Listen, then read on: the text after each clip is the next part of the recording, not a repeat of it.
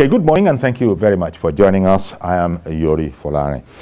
Well, first of all, part of our viewership will be, taking over to the inauguration of an upgraded Arewa Library in Kaduna State. That is happening this morning. We also, on the program, we're going to be in Kaduna State because that is where, as you know, the abducted Emir of Kajuru, well, the good news yesterday was that he was released by his captors, talking about Al-Hassan Adamu, Al-Haji Al-Hassan Adamu, the Emir of Kajuru in Kaduna State. We'll be talking about that. Unfortunately, in the case of the Emir saga, the captors are reported to still be holding 13 relatives of the Emir that were abducted along with me. But the Emir has been released. So the other point, of course, is that after this, you will be taken, if you happen to normally view our program on DSTV in Nigeria, well, that segment of the audience will be taken over to Kaduna State for the inauguration of an upgraded Arewa Library. Okay, for the rest of us, in UK, all over the world, we're still good. And my guest this morning is Dare Odufowoko, who is assistant editor of the Nation newspaper. Good morning, and thank you. Thank you as always for making time for us. Again. Indeed. Okay. Now we have our correspondent in Kaduna State, Lupe Asum. He's standing by. Okay, there you are. Good morning, Lupe. Good morning, Uncle Yori. Good morning, Thanks sir. for having me. All right, then. Of course, we're delighted. And now, what can you tell us? Because I know you're still piecing it together. It happened late last night. How was the Emir actually released? Do you know that yet? Well, we don't have concrete information as to how he was released yet. The only thing we got to know yesterday was that the Emir was released in an undisclosed location in Kajuru local government. But the case is still fresh, the issue is still fresh.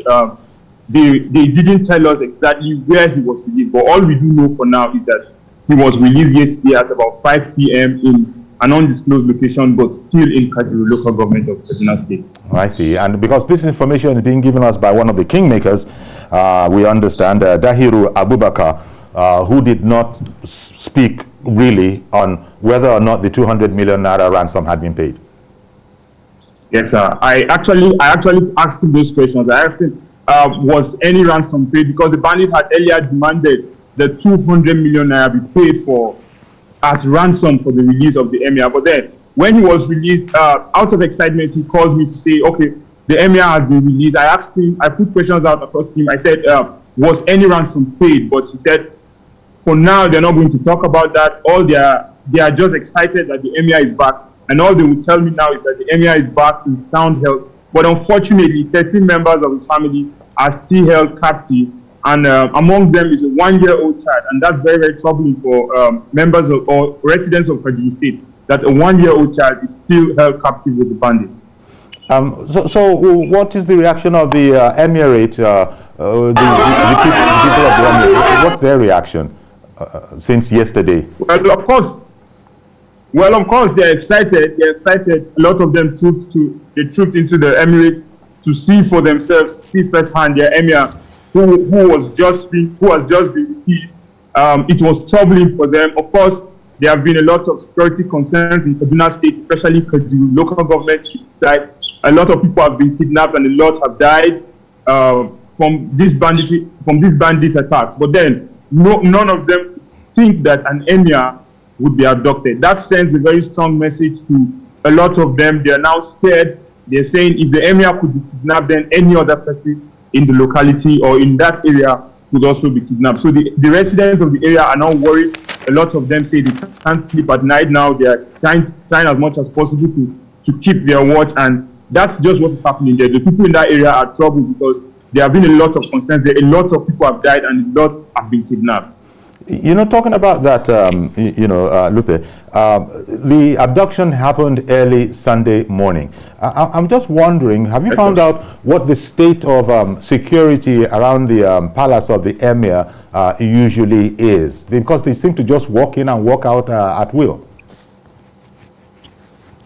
Well, I visited the palace of the Emir. Of course, I'll tell you, the emirate was not fortified. The emirate, I think it was a very easy operation for them. We visited the place. There was no security. There was no security presence as at the moment we visited. You could just walk into the palace and out. And surrounding the palace, of course, are some mountains, some hills, and bushes, forests. So I think the bandits just came in. The people even pointed to a place where they suspected that the bandits came from. So that's what we're having at the moment.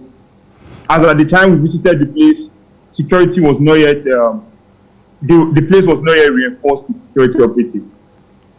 Was this one of the ones where the president had instructed the security forces to get going and retrieve the emir? Because I've heard that a number of times and I've lost count now. I don't know. Was anything said from the presidency about the abduction?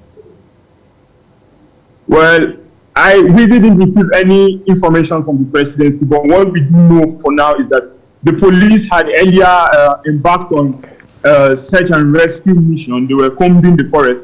The spokesperson to the Katsina State Police Command, Mohammed Jalingu, he sent a statement out to us that a joint team of the police, the mobile police, and personnel of the Nigerian army were combing the forest surrounding the palace to rescue the emir. But we don't know how successful that mission was. All we heard was that the emir is back. We don't know whether he was rescued by security operatives. As of now, we don't have that information. But what we do know is that they said they were going to comb the environment to ensure that the emir, they rescue the emir, and of course, others who were also abducted. Okay, I'm guessing that didn't come to anything since the police didn't announce it.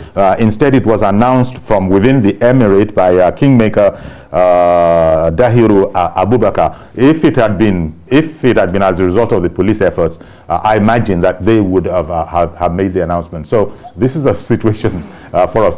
Away from that, any official reaction from the Kaduna State government yet?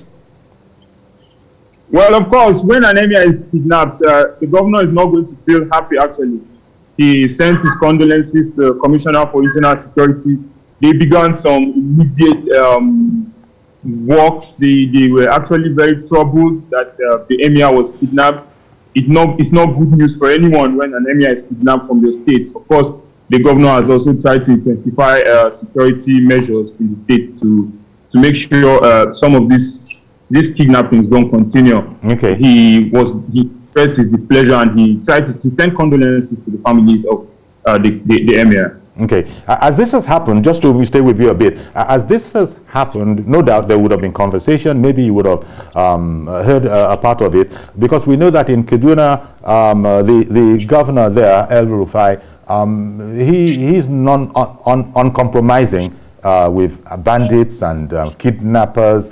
And continually hitting targets in Kaduna would appear to be a battle of will between those people, the criminals, and the constituted authority there. Are there any statements, conversations among the people, bare parlor talk? What are the people thinking in terms of the heat that Kaduna is getting against the backdrop of the governor's insistence that there will be no negotiation with criminals?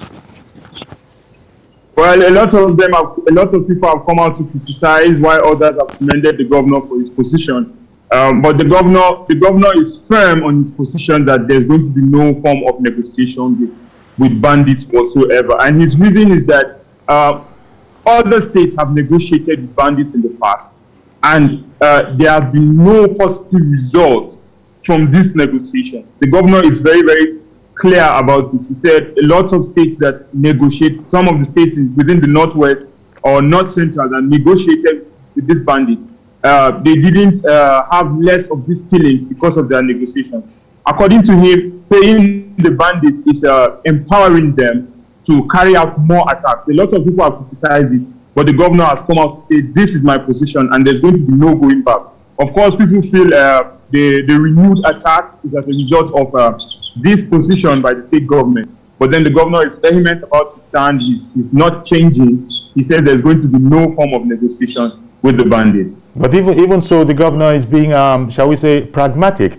There were reports that, he had to withdraw one of his children from a school following, threats by the bandits, kidnappers, whatever they are, to, start hitting the schools. The governor had to withdraw his kid, right? And that, again, gave rise to another round of conversation. Tell us a bit about that. Well, I will also tell you, not only did he withdraw his child from capital school, a notice was also sent to other schools located in areas identified as vulnerable.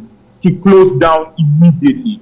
Well, the governor did not only, aside withdrawing his child, a notice was sent to all schools located in areas very, very prone to bandit attack to close down immediately. So that's something the governor is doing in terms of making sure that schools are no more attacked. He did not only withdraw his child, notice was sent out to some of these schools to withdraw, to close down and shut down immediately. Okay. So those are part of the measures that the state government are embarking on. Sort of finally now, have the people of Kaduna, as a result of all these happenings, taken a part of their own security into their own hands? I mean, if the emir is not safe, if schools are not safe, if schools have to be closed down in the interest of safety and security, and we simply don't have the personnel to cover all the places that need to be covered, are the people taking their own personal security a lot more seriously now?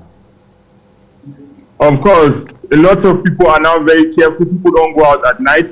They try as much as possible to come back as early as possible. But then the bandits have been emboldened. We don't know where they got such guts from, where they have been emboldened. They now carry out their activities around 11, 10 p.m. But of course, people are now careful. They don't go out at night, and as much as possible, they try to keep one or two tools to defend themselves in their houses. I visited a couple of houses where I saw some machetes and some of these things to just protect themselves.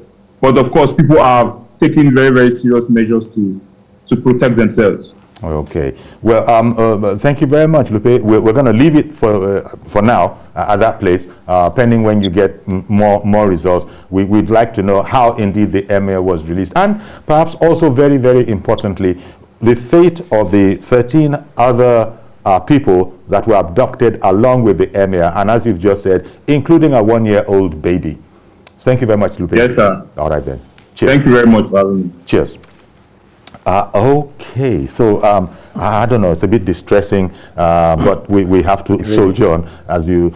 distressing. Really. And so what do you think, Gary? It's a catch-22 situation, isn't it? We know that we don't have the personnel to spread over all those places that need to be secured and guarded. And these people, the bandits are, keying into that. And as soon as they see that, okay, this is where they're guarding, they go somewhere else. And really, they're beginning to almost like dictate the pace of affairs if, as a result of their threats, schools are closed down. Where are we going? Well, it's unfortunate that we are at this stage now. Nobody could have predicted this some 10 years ago. Exactly. That book, and that is school, will actually become haram, which is sin. I keep saying we need to tie what is happening in the Northeast to this banditry issue. To me, it is a continuation of the Boko Haram war. They came out to say they are waging war because Boko Haram book is a sin. Today, we are closing down schools in response to their demand. That's what we are doing. Well, the threat, actually. Their demand. As far as I'm concerned. Well, they never demanded that we close schools. They asked for it, that there should be no Western education. Okay, from that perspective. From that perspective. Oh, okay. And rather than repel them successfully, or crush them, we are the one, yielding to what they will be happy about. And how did they come here? Or how did they get us here? They did by attacking schools.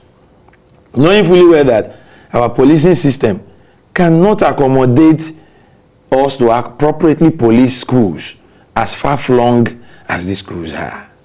Some schools, even here in Lagos, I went to a school in Ekpe about 2 years ago, and it took us almost 2 hours from the highway to get to that school. To get there. And it's a school, public school. And people come to that school from far. So it's isolated enough. And we have even more isolated schools up north. Distance of 2, 3, 4 hours. You won't meet anybody, and you find a community with a school. And government want to cite federal government schools and all that. They go to such communities and cite them. You said these are people we should have crushed. Yes. Well, I don't know the extent to which Boko Haram is crushable, bearing in mind things we've had to contend with, which is it's not as if our boys in uniform cannot crush, as it were, quote unquote, crush them. But we've been told that wait, suffer. That is suffer. Glory, when it started, if we applied minimum force, not even total force, minimum force, we could have done better than we did. We didn't. Kids' glove.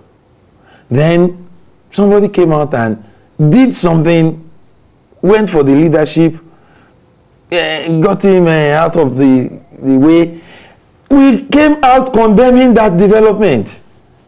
And it became an issue. The next administration didn't want to be blamed for killing anybody, and we started managing these guys.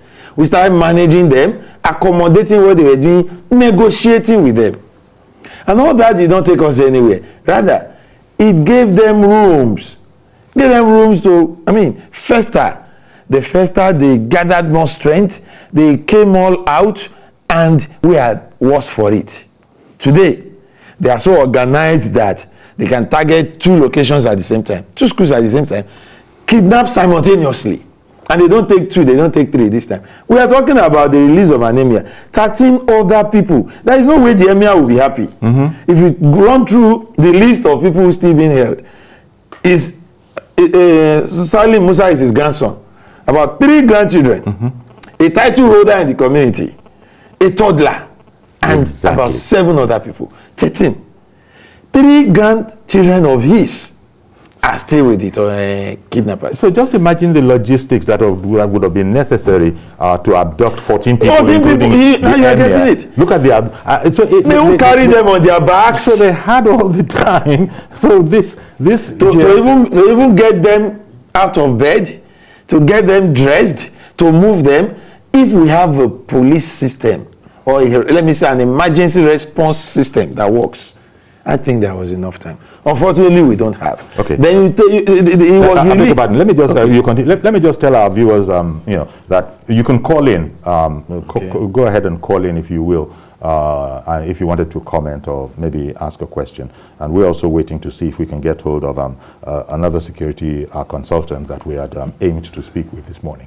But because of as you are watching us now, it's going to be only the international audience that's going to be seeing us, and so that's why we need to call that. You can call in if you can make it. If anybody is watching us on another giant dish satellite, maybe they can be seeing us in Nigeria, but right now we're off from the point of view of the signals that we're beaming out.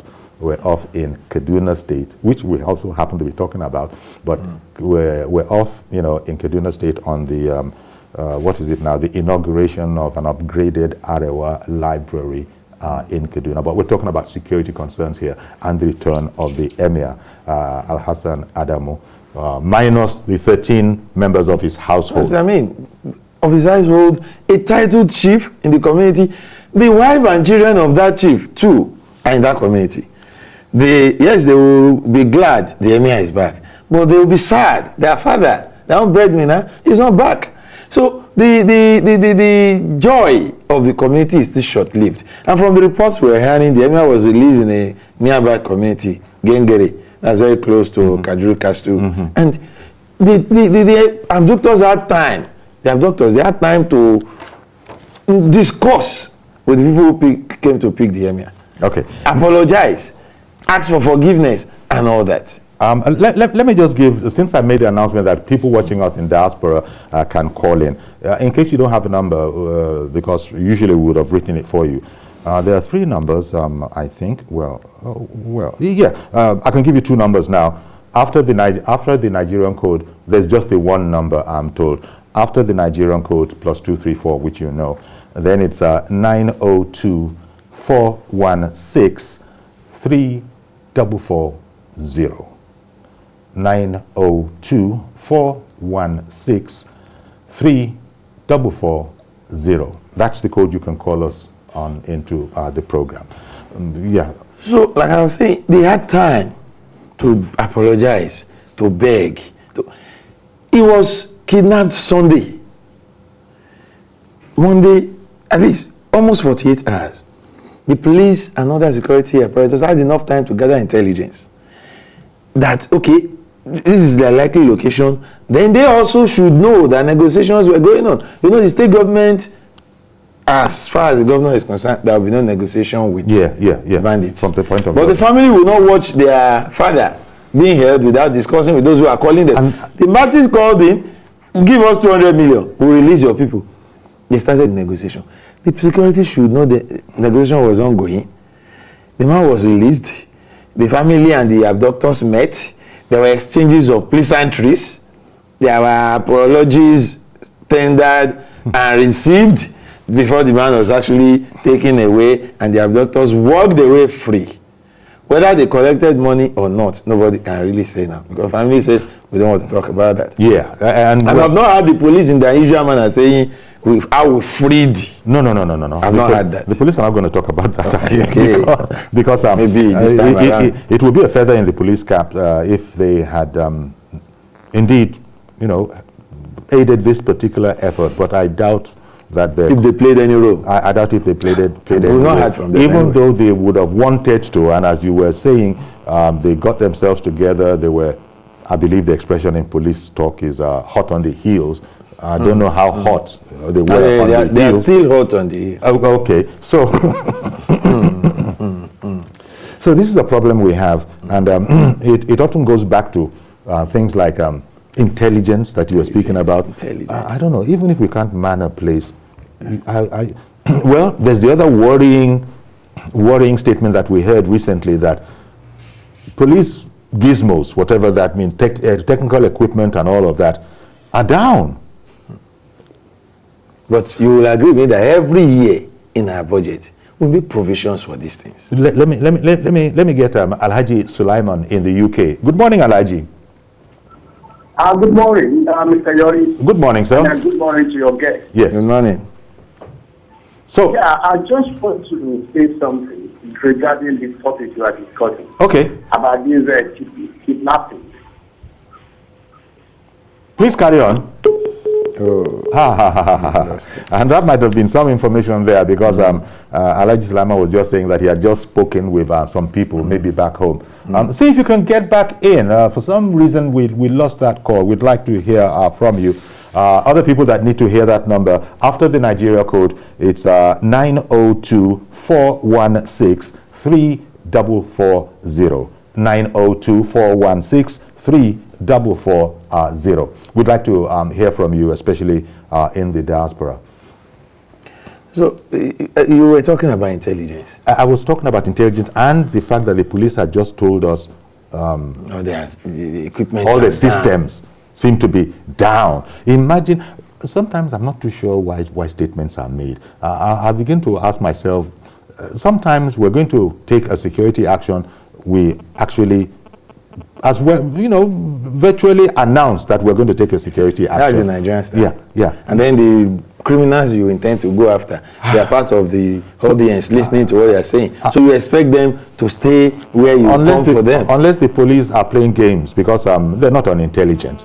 The police must also be aware of what we're talking about. While that is not impossible, I think our desire to play to the gallery, all of us, all of us, to show that we're earning our keep, right? We're up and doing. Look at this issue of arresting a suspect and parading him.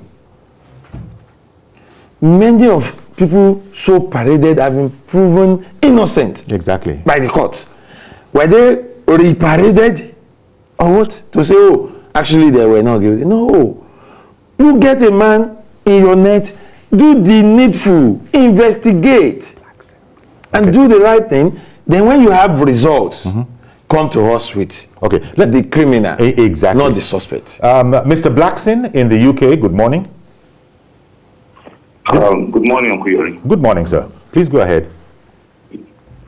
Yes, please. My name is Mr. Blackson in Nainabe. I'm calling from United Kingdom. Okay. I'm a fan of your show. I watch it every morning. Oh, thank you. Now, good morning to the gentleman there as well. Morning, indeed. Okay. Okay. Now, Uncle Yori, I want to talk about this insecurity in Nigeria. It's so sad because to find out the way Nigeria has degenerated in these couple of months under this administration. Now, Uncle Yori, you want to tell me that in a country where we have all the armed forces in place, we have the military, we have the police, we have the Air Force, we have the Navy, that they cannot come together and take out these bandits. Uncle Yori, let me tell you, there's a video trending on social media now where a soldier man, right, and one of the Nigerian army said, this government are playing politics with these bandits. That who is the bandits? How many are they?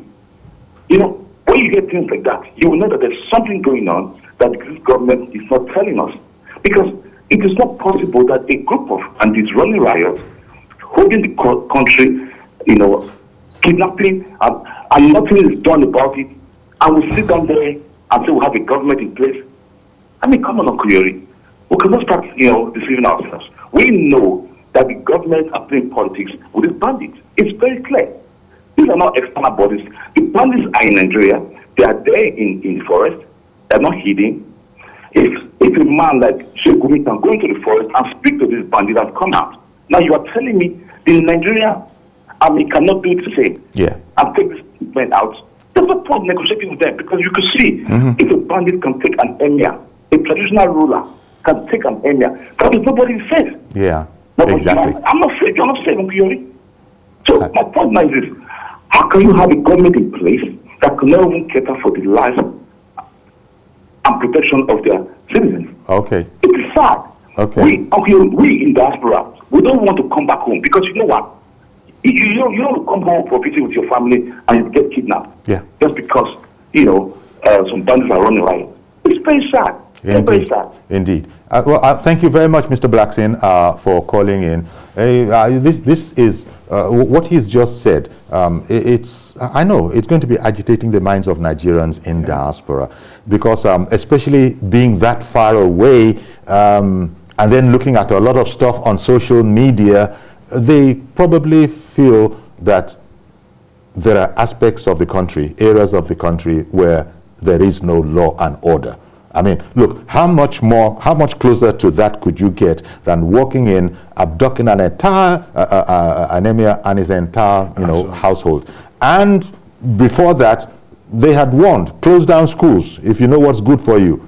And we have that. In fact, they're even talking about the one that one is very painful. They're talking about Boko Haram having a parallel government in some areas of this whole country. Their flags are in some places. Their flags, and they say they have their own governor. They receive taxes and dues from the people. Are we security? Are we actually saying these words? We're actually saying these things, and but we're not saying these things are happening. That is what I'm saying. We are saying it because it is happening. And you were saying earlier that who can imagine that this would be happening 10 years ago? 10 years ago. So this is a situation. But again, as to what's going on, where we've heard so often that they don't fight a conventional kind of war. It's only then. It's only then that you can really, task our boys and our women in uniform as well. But the other overriding arch, I think, is that of they are not the military boys, the army, all those security forces don't seem to be at liberty to attack them as an enemy target. They've not been declared as enemies. Well, yeah. That's the truth. Yeah. See, and they've not been declared as enemies because they are relatives, so we hear, of a lot of ordinary people who are not militant, who are not fighting people, but they are relatives of those people. And so it's like you can't be fighting your own. But you probably want to say that, but Mr. Anekwe in the UK has also just called in. Good morning, Mr. Anekwe. Good morning, Yuri. Thank you for calling in. Good morning. It's nice to speak to you this morning again. Indeed, same here. It is very, very disheartening, Yuri. Very, very disheartening. In fact, some of us here in UK or in any diaspora, we are ashamed of, saying we are Nigerians. I have friends that, what's happening in Nigeria? What's happening in your country? You will be very, very ashamed to make any statement. Look at what is happening again. Even the governor of the state has not even spoken.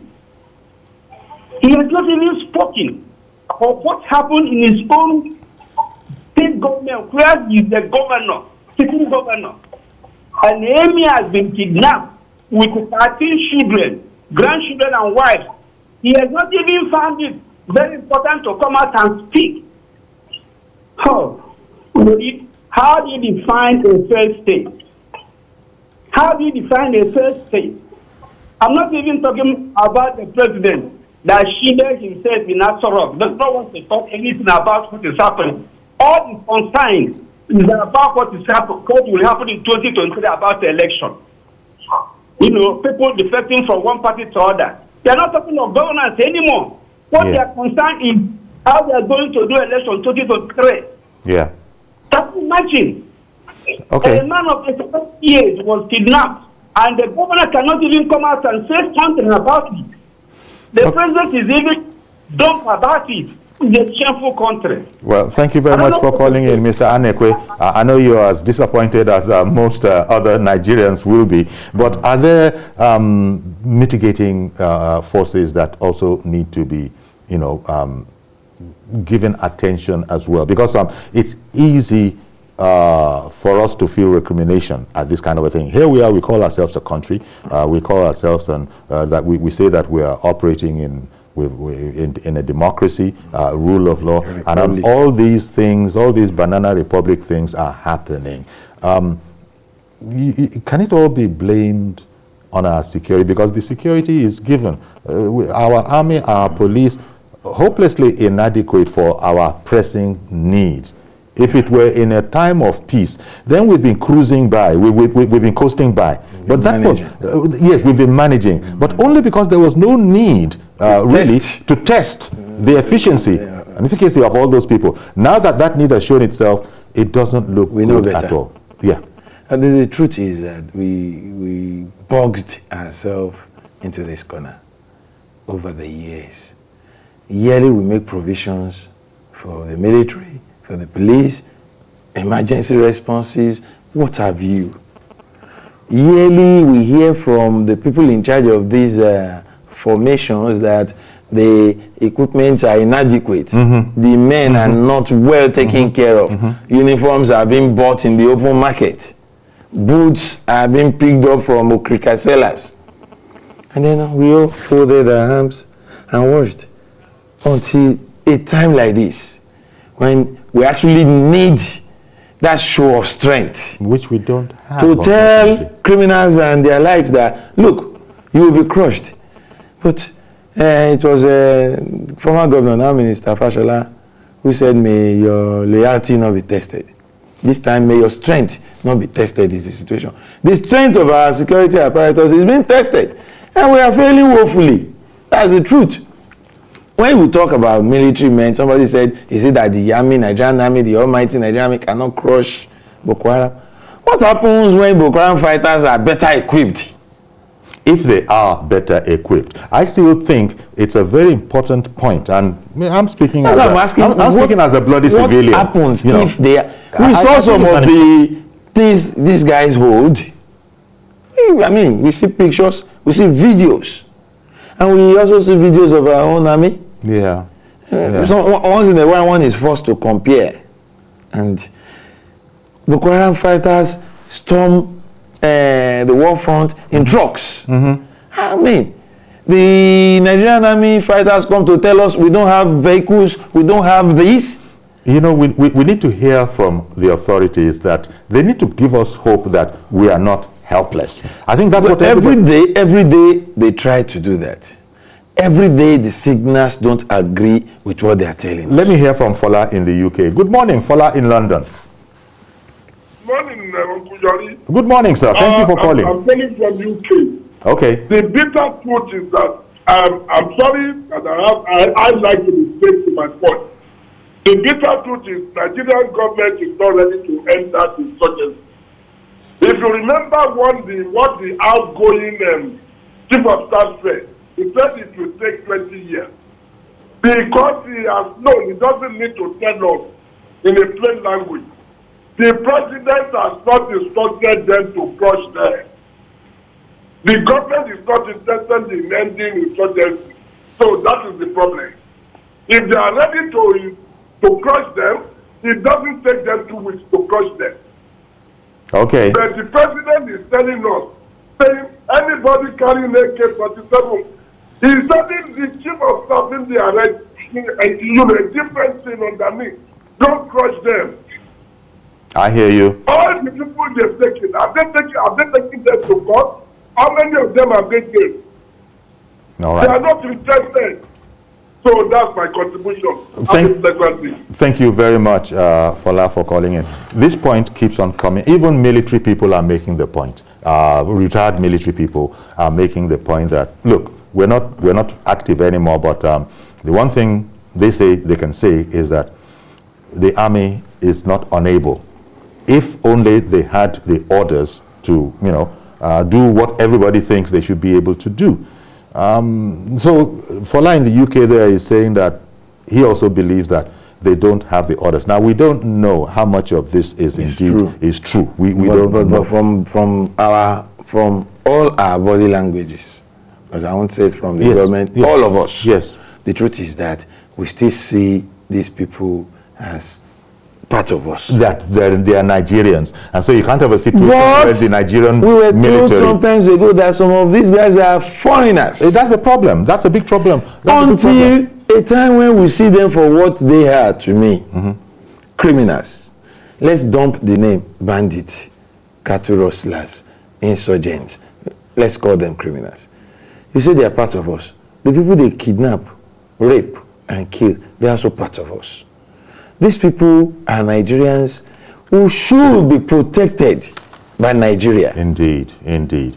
These people are loyal and patriotic Nigerians that have not taken up arms against the country. So they are in no way unpatriotic. They cannot be accused of any form of criminality. But the people carrying out these things are, to say the least about them, Uncle Yori, they have taken up arms against fellow Nigerians. Indeed. Let me just tell. So they are criminals. Let me just tell the number again. The number again for our viewers in the diaspora. Today we can't write it out the way we usually do. Is why I'm reading it out. After the Nigerian code +234, then it's 902-416-3440. I'll say it one more time. 902-416-3440. If you wanted to call into this morning and contribute to this conversation. People are calling in, and naturally they say that they are disheartened being in diaspora and just imagining what it would be like to come home with their families. Would they now be in the line of fire, so to speak?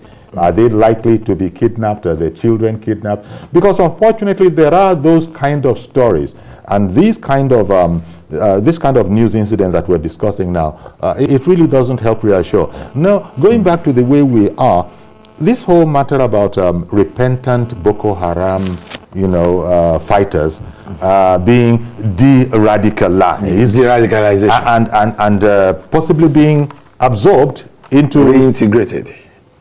Those are the words. Well, you see, these are very worrying, because not everybody can understand it, and perhaps that's because there is not enough to understand. These people are bearing arms, AK-47 and all sorts of assault rifles. You see, they're carrying rocket launchers. Rocket launchers. They're throwing hand grenades. They're doing all of that, and the notion that should you capture any there is the possibility that he can be de-radicalized and then slipped into the Nigerian army. And then sent back to the communities or the society. Let's hear from Pastor Balogun in London. Good morning, Pastor. Good morning, sir. How are you, sir? Very well, thank you. Thank you for calling in. Yeah, good morning to Mr. Dari, if I'm correct. Good morning, sir. Yeah, you're correct. Dari Odufowoko. Yes, the problem of Nigeria is that the Nigerian government of today are not serious at all. Oh dear. Can you imagine? Many of us in the diaspora, we are so afraid to come home. Because of all these things, we don't guarantee that our children or ourselves will not be kidnapped. And we call this a country, the government. Well, yeah, it is a country, but it has its difficulties. Pastor Balogun, you probably agree that, yeah, it is a country, but it does have its difficulties, let it be said. What is the difficulty about it? Other countries around us, we are going there to go and help them, and we can't help us. Does not make any sense. It doesn't. So with me, the government of the day does not want to help me. That's it. Okay. Yeah. If you agree with me, the government of the day doesn't want to help this. There's somebody around them are fighting from this nonsense they call it. You know, Pastor, one citizen of America was kidnapped and the Americans came and took him out. I hear you. But Pastor, you recall... So how come we help ourselves? It doesn't make any sense. And listen, my dad was a naval officer. I know for sure Nigeria has got the capability and the capacity. I'm talking of Nigerian force to take them out immediately. But it's the willing power of the classes and whatever you call the political classes. We don't want it then because some people are making money out of it. That's it. That's the truth. Well, that may be one, but you recall, Pastor, that the police has, the president, no less, has actually said that they should shoot at sight any non-military person bearing assault rifles, so-called AK-47s. So, when you say... Okay. How many of them have they been done out? Have they done that? Yeah. Can you count one? That's exactly the question that everybody is asking. Who was caught in Ibarapa some time ago, saying that this man was a criminal and was not terrorizing them. They took them to the police. I can't remember the name of this organization. They took them to the police. Rather than them prosecuting them, they jailed the people that took this man to them. Make any sense? Yeah. Well, thank you very much for calling in, Pastor. Appreciate your call. Again, expressing the worry of Nigerians generally, but especially those in diaspora who are not on ground and who have to depend on news flashes and, again, largely inaccurate social media, let it be said. We're not saying that there are not one or two isolated pieces of truth, be totally but reliable. you can't depend on social media, and that is a horror kind of location when you want to know about Nigeria. There are even people importing stuff from other countries, superimposing it and saying that this is what is going on in Nigeria. Yeah. But that is not to diminish what is happening. After all, it's not social media that brought about the abduction of Al-Hassan Adamu, the Emir of Kajuru. And now he's been released. Wasn't even rescued. He's been released, minus 13 members of his household. Now, any way you explain that, it's going to be very, very worrying. I dare say if you or I were in the UK, you might not be greatly encouraged to make another visit home. Especially with your children. Especially with your children shortly. If those people are holding on, a toddler. They're 1 year old. So I don't know. They don't know very much about PR. Because you would have expected they would have released the toddler alongside the emir with the mother, the toddler and the mother. Since it's a 1 year old, yes. So okay, you people go. Mr. Julius in London. Good morning, sir. Good morning. We reached my first time. Oh, we're delighted to have you. Good morning to you. Thank you for calling in. Good morning. To you. Yes. Good morning. Mm-hmm. I just want to say, I've listened to most of the callers, and I just realized those people that are calling, that people from down the south that might be concerned, and this is a big problem because I've not really heard calls from anyone from the north upping their voices to us talking. And also, it seems to be a kind of pressure when the government is taking action.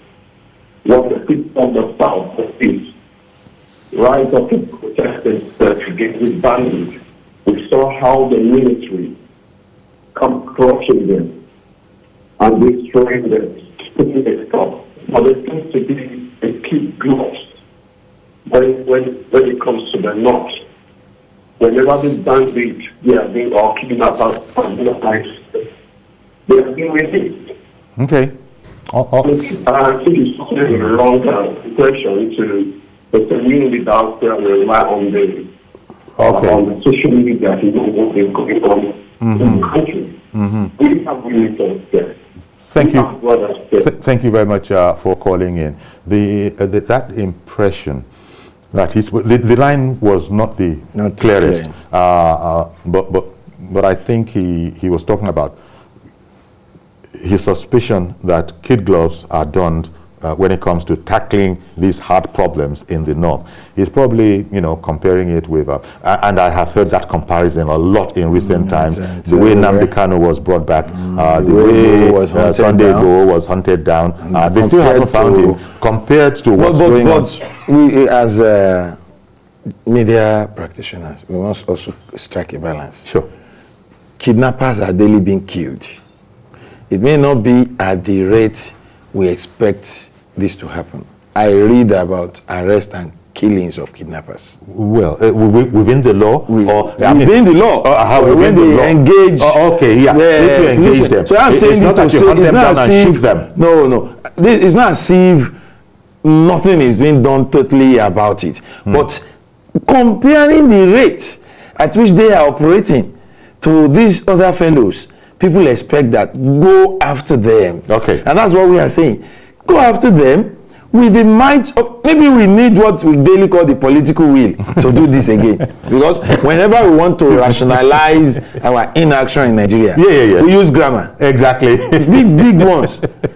Now, political will is what is missing. That's what we'll be told. Okay. What exactly is political will? I'm still waiting to understand that word. Indeed. One more caller. I don't know how you do it, my brother. We thought it was a diaspora-only affair today as far as telephony was concerned. And then Mazi Okora for Inaro Chuku, he comes in. What kind of a satellite are you using, Mazi? Good morning. Yes, sir. You see, being that what as everybody is moving towards the success of this country, when we talk about the will, what is the economic power? It counts a lot. Because if you come to a country, there are three things we look into it. One, health, education, and what? Security. Now, if a country cannot, I repeat, move towards these three factors, it's a problem. So what I'm trying to find out from our guests, what do we do as a country, as a citizens, to make sure that these three cardinal points work effectively in this country? Okay. But just before you go, Mazi, what kind of a satellite dish are you using? The man has gone. The man doesn't want to answer. Maybe they are say, don't worry, I reach you. But he was reaching us from Nigeria. So on a day when it's not like this, Mazi Okorafor will reach us. On a day when we think that it is diasporans only that can reach out to Nigeria and other people based abroad, he will still come in. So, Mazi, well, I salute whatever your communication technology is. So he raised a very fundamental issue about what a country should be. And the truth of the matter is, if we really want to be counted worthy among Committee of Nations, we must take care of our own loopholes. One is this issue of insecurity. It is huge. And daily, it appears we are unable. So much so that diasporans are saying that, do we have a government? They will ask, that is exasperation for you. They will ask that question every day when they hear an emir picked, not alone, along with his entire household. So it wasn't a 2-minute affair. It wasn't a dash in and dash out. An higher institution was attacked, and scores of students, able-bodied young ones, moved away. That won't happen in a jiffy. Yet our security forces can only tell us they are on the heel of the perpetrators. In hot pursuit. In hot pursuit. Another Julius calling in from the UK. Good morning, sir. Good morning, Mr. Ayori. Hello. Mr. Polani, I can call you Mr. Polani. Yes, sir. Okay. What I want to ask, the question I want to ask is that my questions go to Buhari and the rest of the government. The question to the President Buhari. Does he know that the international, they are watching him, they are watching al-Bashir of Sudan in those days? Does he realize that they are watching him as they were watching Adolf Hitler in those days? Does he know that they are watching him like they were watching Charles Taylor and Mago? Does he even realize that? So, and then what is the consequence? Okay. And one again, please. I want to change one word, tell you something. I don't know why in Nigeria, it is only in Nigeria, we speak wrong English. I am here in London. The English people, whenever they call you Mr., they call you, that's why I call you Mr. Polani. You are not Mr. Journalist. There is nothing called Mr. President, Mr. Prime Minister, and you are calling it in Nigeria. The English call you Mr. when they are calling you by your surname. And not by when they are calling you, and they call you Polani, by Mr. Polani, because it's your surname. Okay. I cannot call you Mr. Journalist, Mr. Carpenter, Mr.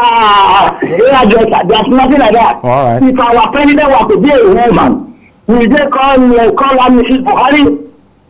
Okay. That's a wrong English, please. I want you to correct this one from now. Okay. Stop calling Buhari Mr. President. Call him President Buhari. Our Prime Minister here is Boris Johnson. I can call him Mr. Johnson or the Prime Minister Johnson. Okay. All right. Thank you very much for calling in, Mr. Julius. I hope I can call you Mr. Julius, if that is indeed your surname. We understand, but it's become a sort of a convention around the world, you'll understand. When you hear about Mr. President, Mr. Governor, Mr. Ambassador, but I hear what you're saying. The matter of the in-house style of each media house too. Yes, as it relates to the media. Well, people who want to use that. And then the other question, the other point that he seemed to address, because he went into a segue about proper addresses in English language, and I think he brought up the very Nigerian aspect about how you might be your first name. People know your surname, but will still call you Mr. Daddy, for instance. Yes. You know, even though they know your name. But thank you very much for the mini lesson, Mr. Julius. Is that right? Because I just had the one name. Well, we're going to have to leave it here and wait on. Maybe we'll hear something from the governor in Kaduna State, even though I don't know what to hear. I imagine he's as exasperated as the rest of us. But the one thing that El Rufai is saying is that there shall be no dealings with these people, and and he appears to be sticking to that. Yeah, he's sticking to it. And then we have these kind of incidents. Well, thank you very much, Dari Odufoko, It's a pleasure, Assistant Editor of The Nation, happy for looking at this subject paper.